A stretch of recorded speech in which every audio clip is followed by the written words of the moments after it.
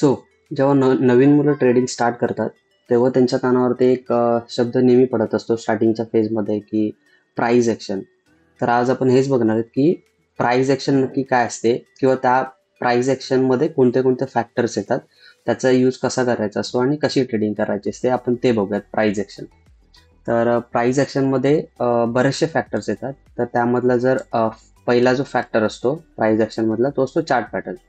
तर chart patterns म्हणजे काय असतं, की ही जी तुम्ही मुवमेंट बघताय, 5 मिनिटचा चार्ट आहे. पण ही जर तुम्ही मुवमेंट बघितलीस, तर यामध्ये खूप सारे पॅटर्न्स बनलेले असतात. हेड अँड शोल्डर असेल, पोल अँड फ्लॅग असेल किंवा असे बरेचसे असतात. 10-12 पॅटर्न्स आहेत किंवा कॅन्डलस्टिक पॅटर्न सुद्धा आहेत. तर असे पॅटर्न्स बनतात आणि अ, त्या पॅटर्नचा एक सेटअप बनवून आपण त्याच्यावरती ट्रेड करत असतो. तर पहिला झाला चार्ट पॅटर्न. तर दुसरा आहे त्यामधला मेजर फॅक्टर, तो आहे support and resistance. Support and resistance म्हणजे काय? जर तुम्ही इथे बघाल, तर प्राइस अप्पर साईडला चालली होती. तिथून खाली पुलबॅक घेऊन मार्केट परत वरती चाललाय. तर जिथून हा पुलबॅक घेतलेला आहे त्याला आपण बोलतो सपोर्ट. म्हणजे मार्केट जिथून खाली जात नाही, ज्या लेवलपासून खालती जात नाही, त्याला बोलतो आपण सपोर्ट. आणि मार्केट जेव्हा वरती जात असतं आणि ज्या लेवलपासून मार्केटने रिजेक्शन घेतले, त्याला बोलतो आपण रेजिस्टन्स. म्हणजे ज्या लेवलच्या वरती मार्केट सस्टेन करत नाही, त्याला बोलतो आपण रेजिस्टन्स. सो प्राइस ॲक्शन मधला दुसरा जो मेजर फॅक्टर आहे तो सपोर्ट अँड रेजिस्टन्स. आता तिसरा जो फॅक्टर आहे तो आहे ट्रेंड लाईन. आता ट्रेंड लाईन म्हणजे काय? जर तुम्ही मार्केट इथे बघितलं तर दोन प्रकारचे सपोर्ट रेजिस्टन्स असतात. एक असतात हॉरिझॉन्टल, एक असतो व्हर्टिकल किंवा आपण त्याला ट्रेंड लाईन बोलू.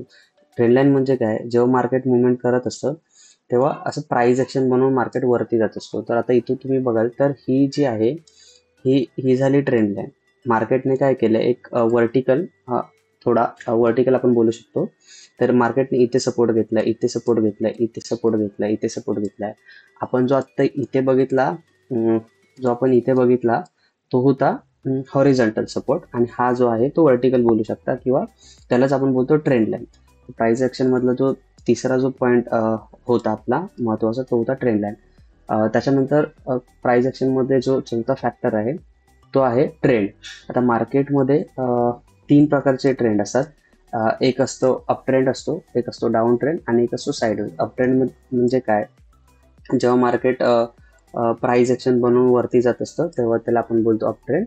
मार्केट जेव्हा प्राइस ॲक्शन बनवून डाऊन साईडला येत असतं तेव्हा त्याला आपण बोलतो डाऊन ट्रेंड. आणि मार्केट हे दोन्ही ट्रेंड जेव्हा मार्केटमध्ये चालू नसतात तेव्हा तिसरा ट्रेंड चालू असतो, तो असतो साईडवेज. म्हणजे काय? की मार्केट वरती पण जात नसतो आणि मार्केट खालती पण जात नसतो, त्याला बोलतो आपण साईडवेज ट्रेंड.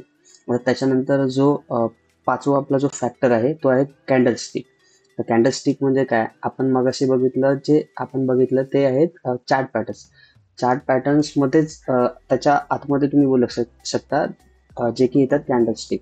कॅन्डलस्टिक म्हणजे कॅन्डल्सनी तयार होतो पॅटर्न. आता कॅन्डल्स म्हणजे कॅन्डलस्टिक पॅटर्न म्हणजे एक किंवा दोन कॅन्डलचा मिळून एक पॅटर्न तयार होतो. जर तुम्ही आता इथे बघाल, काइंड ऑफ इथे बुलिश एंगल्फिंग बनला आहे.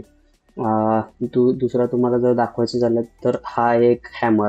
सो याला बोलतो आपण कॅन्डलस्टिक, आणि दोन्हीचा मिळून एक कॅन्डलस्टिक पॅटर्न तयार होतो. ओव्हरऑल त्याला कॅन्डलस्टिक पॅटर्न बोलतात. आणि जो सहावा आपला प्राइस ॲक्शन मधला मेन फॅक्टर आहे तो आहे इंडिकेटर. तर इंडिकेटरमध्ये सुद्धा बरेचसे इंडिकेटर आहेत, पण एक झाला पिवोट झाला, एक झाला सुपर ट्रेंड झाला, तिसरा झाला RSI. हे बरेचसे इंडिकेटर आहेत. तर यामध्ये कसं असतं, तुम्ही या 6च्या 6 गोष्टी तुम्ही एकत्र नाही यूज करू शकत.